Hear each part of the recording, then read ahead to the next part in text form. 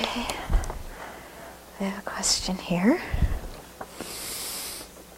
Okay, in education psychology, there is the theory that how far a teacher believes in a student, or how much a teacher believes in a student's potential, has an impact on the student's performance. So how does this square against the central tenets in Buddhism, that our mind is the creator of our experience? In other words, in educational theory, what somebody thinks about you when you're a student will influence whether you can learn or not learn. And yet in Buddhism we say it's all coming from our own mind. So those seem to be opposite things. One is coming from outside, the other coming from inside. Now the thing is that we are conditioned beings, aren't we? Yeah. So we are also conditioned by our environments. We receive information from our environments. How we process that information is up to us. Not everybody processes the information in the same way. Usually, when you're a young child in school, if you get good feedback from your parents and your teachers, usually you take that as something that encourages you and you want to learn. And so that's why they say in educational psychology, if the teachers really believe in the students, then the students kind of, they step up to the plate. So that's kind of generally true.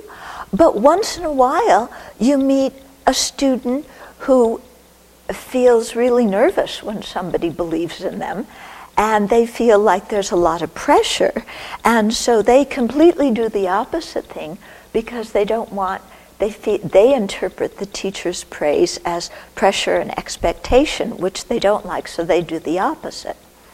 Okay? Similarly, if you get your teacher, your parent criticizing you, many people take that as, oh, I'm bad, and they lose self-confidence.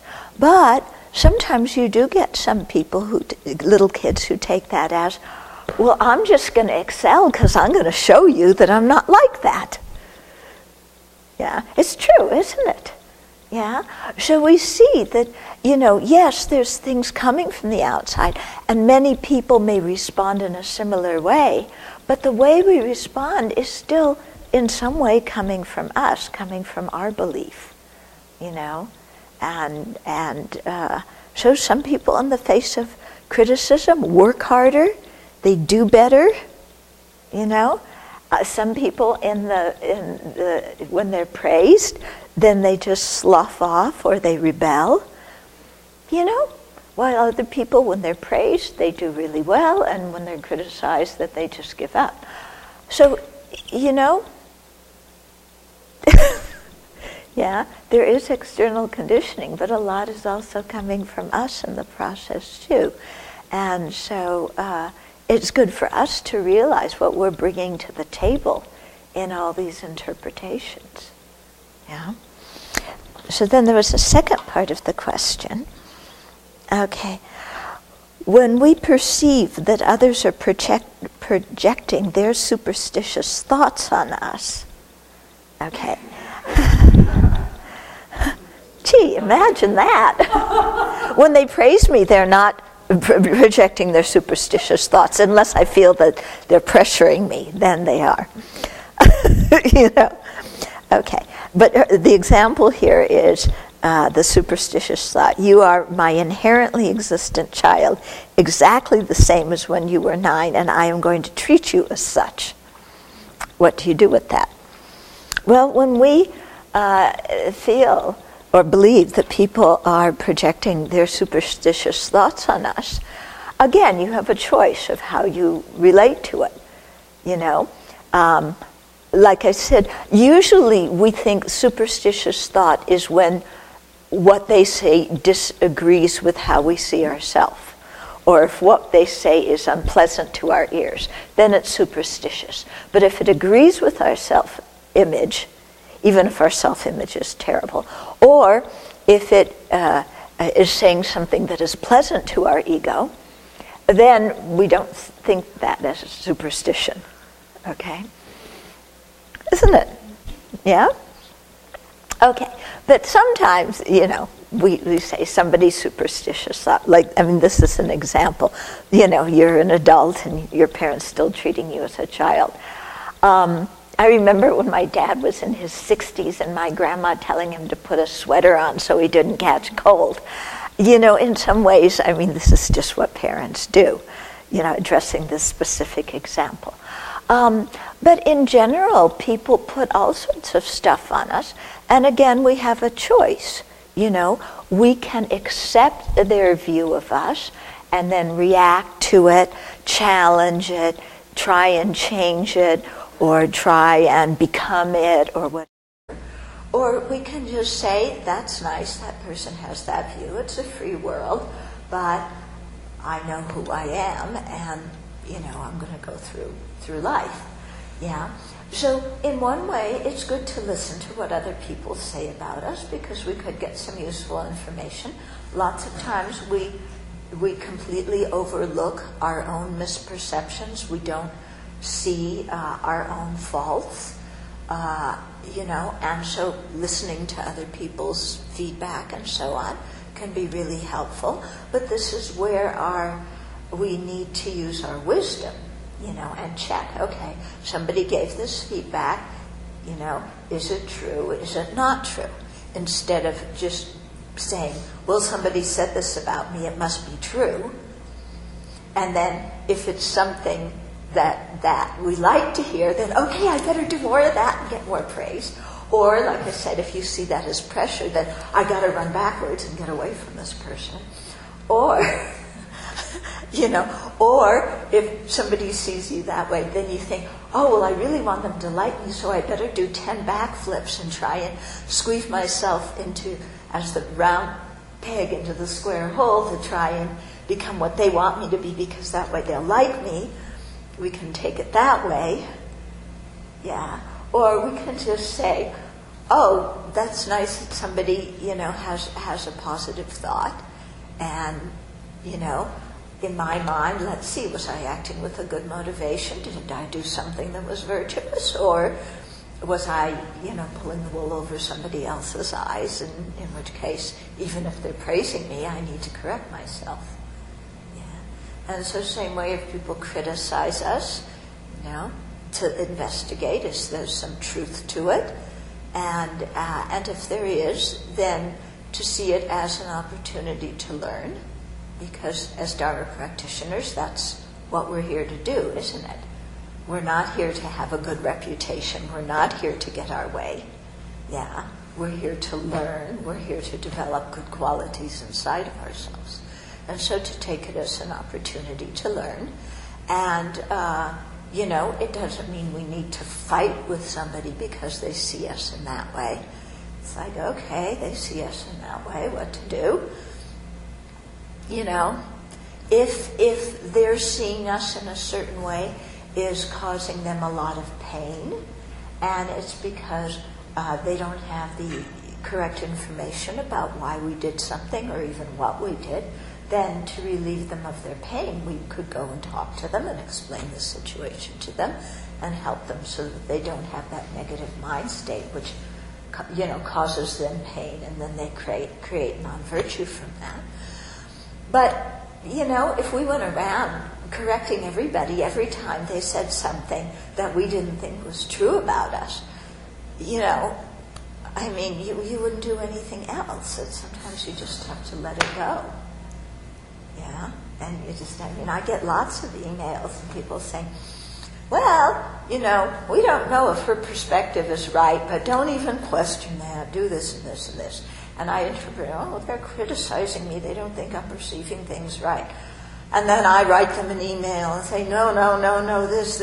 You should see me as that. Don't see me as this. And then, it never ends. Because then they say, well, but we saw you as this way because you did, and then I become defensive. And, no, you can't see me as that. And it's like, give me a break. Yeah, so, okay. Not a big thing. Leave it. Yeah.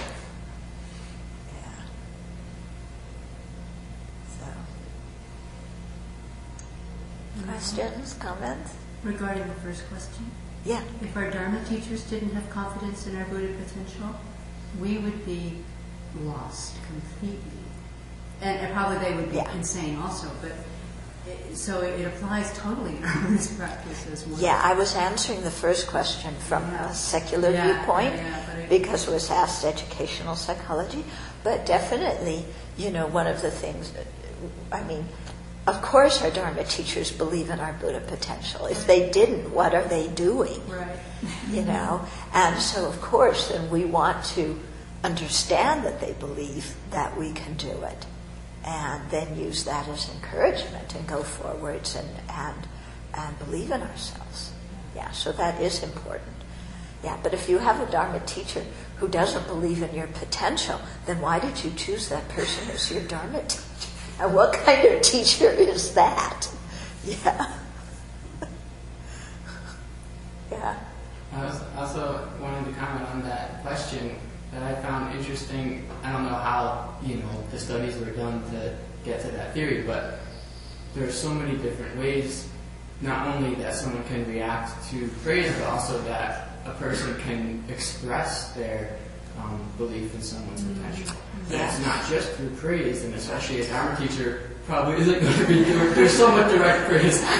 That's true. But even, there's like the NBC, where Marshall talks about how just, saying, oh, you're great, you're so good, you can do this, that's actually like empty. It doesn't really help because it's not showing someone what the quality is that they can develop or that, is really valuable. So, Yeah, so I think that's a good point. There's a lot of different ways to show that you have confidence in people. And sometimes the way you show you have confidence is by pointing out the wrong ways that they're going. Yeah, because it's showing that you care about them and so on. And it's true saying, you're a good person, you're a good girl, you're a good boy. Useless.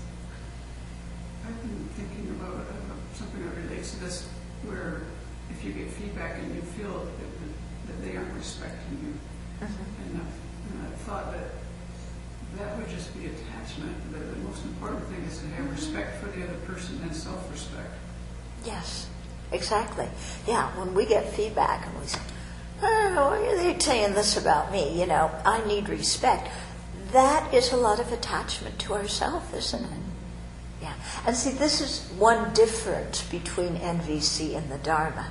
In NVC, you could say, I need respect, and that is, fine.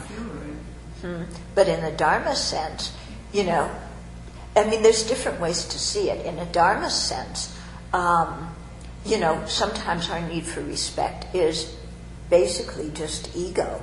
I want a good reputation. I want to hear nice, pleasing words. I want praise and something like that.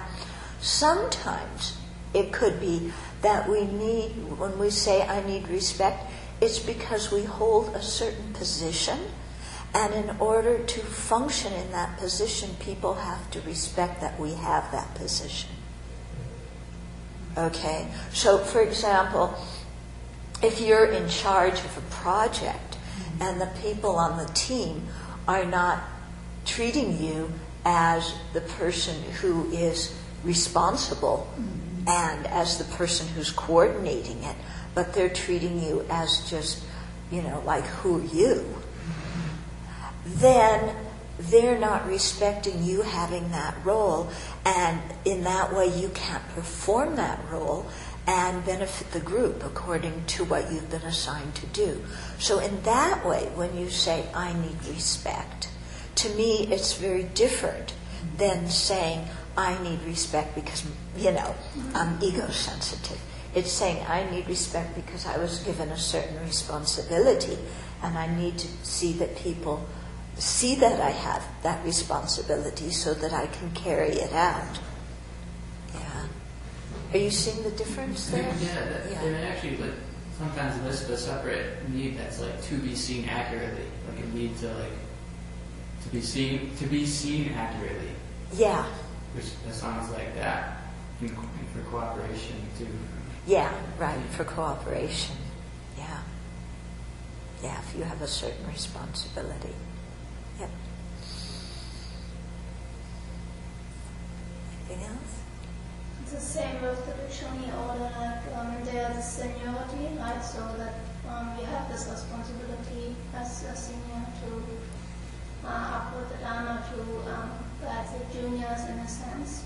Mm-hmm. It's a developed Sangha. Yeah, that's exactly it, like the way the Sanghas are organized in terms of seniority. The seniors have a responsibility to help the juniors, in their Dharma practice and so on. And the juniors have a responsibility to serve the seniors. So it's a dual responsibility, and both parties learn from doing that. That doesn't mean that juniors never point out the faults of a senior. Certainly juniors can do that. In Vinaya, they even say if your teacher is kind of breaking a precept, you should respectfully point it out. So you do that. Everybody helps everybody else, but in a general way.